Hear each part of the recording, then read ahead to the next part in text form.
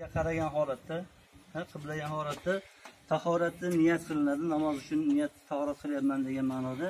Keyin 3 marta o'ng qo'l yuviladi. 3 marta bandigacha. Bismillahirrohmanirrohim. Alhamdulillahillazi ja'ala al-ma'a tahuran wal islama nura. Ma'nosi Allohga hamd bo'lsin, bizni suvni poklaguvchi va islomni nur qilgan Alloh taologa hamd bo'lsin. Mana bu bandi bilan qo'shib yuviladi. 3 marta yuvildi. Undan keyin o'ng qo'lga suv olinadi. Mana og'zi bir marta g'arg'araq tashlangandan keyin o'ng qo'l bilan varvoq, keyin chap, pastga, tepaga, pastga qilinadi. Unda tilni usti bosib qo'yiladi. Agar misvok bo'lsa, mana jurishga bor edi, hozir misvok yo'q, bor bo'lgan payt mana shunday ushlanadi. Misvok ushlanadi-da, misvokning qalinligi iloji bo'lsa mana shunday qalin bo'lishi kerak va bir qarish bo'lishi kerak. Payg'ambar alayhisolam sunnati 3 marta tepaga, 3 marta past, keyin yaqin 3 marta, keyin pastga qilib, keyin unda tilni bosib qo'yiladi tepasi. Keyin bir marta chaqirgandan keyingi bu. Al bir marta chaqarib, 2 martasi shunday chaqariladi.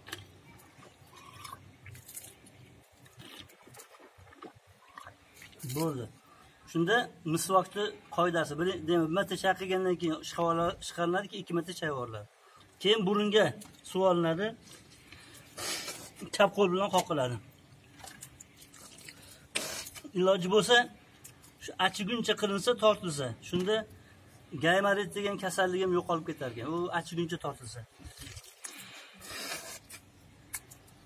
Keyin o'ng qo'lga suv olinadi-da, yuzga. Soqoli bor odam yaxshilab ishqalaydi, iloji boricha. Keyin mana ko'zni qattiq yumib olish kerak emas. Yumsa suv qovoqning ichiga kirmay qoladi. Shuning uchun sal ochiqroq holatda yuviladi.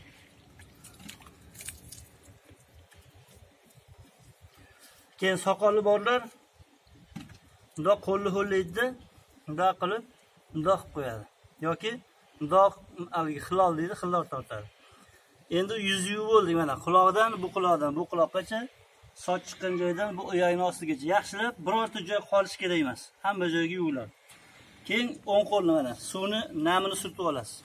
Nega surtiladi desa, suv quyganda birinchidan bundoq qilsangiz yog'iga tegadi, bu yog'iga tegmaydi. Lekin suvni bundoq ishqalagandan keyin to'liq hamma yoqqa suv yuradi mana. Keyin mana pastga qarab.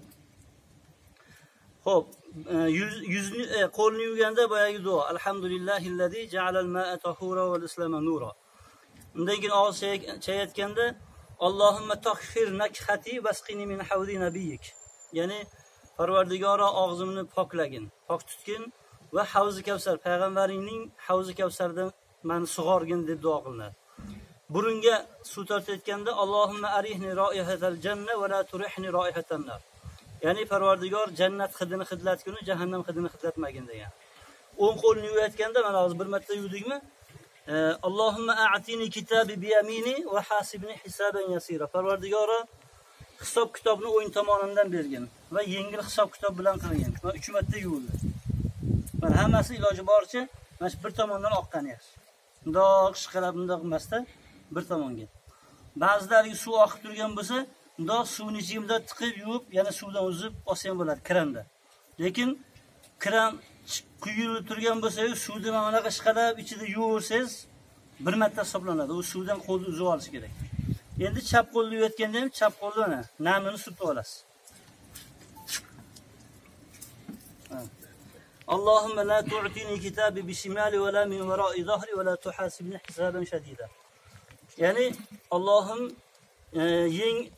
chap tomonimdan hisob kitob qilmagin va og'ir hisob kitob qilmagin va orqamdan ham hisob kitob qilmagin deb 3 marta yuviladi. Undan keyin boshqa masofatlar mana. Suvni oldingiz, qo'l ho'llanadi. Mana bu ikkalasi ochiladi-da mana. Boshini soch chiqqan joydan orqaga qarab, keyin oldinga qarab. Allohimma duosi bor. La tu'tini kitabi bi shimali va la min wara'i zahri va la tuhasibni hisaban shadida. Allohumma anzilna nima edi duosi? Eski yemay qoladi. Ya'ni o'zingni rahmatingni nozil qilgin ma'nosida boshqa mas olganda. Demak, bunday qilinadi, bundoq bir marta qilinadi. Keyin mana ikkitada suv turibdimi? Bundoq qilib quloqlarning ichiga. Bundoq qiladi. Keyin tepadan bundoq qiladida, qo'lning orqasidagi suv turibdi hali. O'shani bundoq tortsa ham bo'ladi yoki bir marta ho'llab olib agar tortilsa u mustahab bo'ladi, ya'ni savobliroq bo'ladi. Bunday mana shunday qilasizda, bunday qilib qo'yasiz bo'ldi. U mana bu yerda mana tortib kelmaysiz. Bunday qilib qo'yasiz. Endi oyoqni yuvishda iloji bo'lsa, oyoqni yuvayotganda ikkala tomonni ham yechib olinadi oyoq.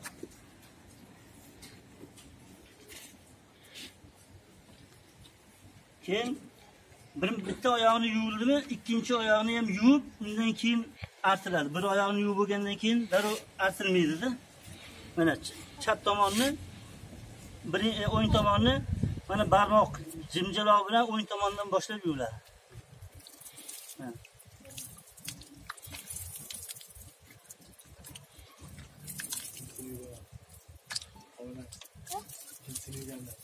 Mana 3 marta bo'ldimi?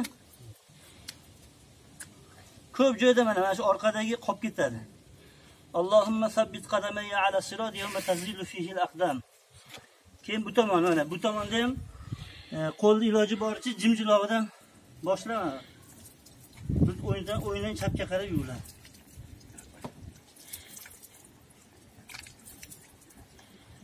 Mana 3 marta bo'ldi.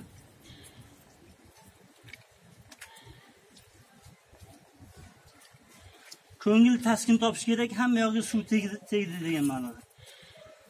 Allohumma ja'alna minat tawwabin va ja'alna minal mutatahhirin va ja'alna min ibadika solihin va ja'alna minal ladina la khawfun alayhim va la hum yahzanun degan duosi bor. Ya'ni tahorat qilib bo'lgandan keyin o'qiladigan duo. Oyoqni yuvayotganda Allohumma sabbit qadamayya ala sirat yawma tazillu fihi al-aqdam. Allohumma ja'al sa'i mashkuran va dhanbi maghfura. Chap oyoqni yuvayotgandagi duo. O'sha duolarni qilib astag'fir yuvayotganda mana o'ng qo'l bilan yuvayotganda qo'llarimdan gunohlarim to'kilyapti degan niyatni qilish kerak. Yuzni yuvayotganda ko'z bilan qilgan, og'iz bilan qilgan yoki burun bilan hidlab gunoh qilgan, gunohlarim to'kilyapti degan niyatni qilib o'sha ixlos bilan qalbdan o'tkazib nima qilsa, ha gunohlar shu bilan to'kilib ketadi. Xo'p, kunda qanaqa tushunmagan joyi bor? Savol bor. Xo'p. Ben ishlamam bunaqa. Hovuzani qilayotganda oltirib, bemalol chaqib qo'yasiz. Bemalol tashlab, tozalab qo'yasiz.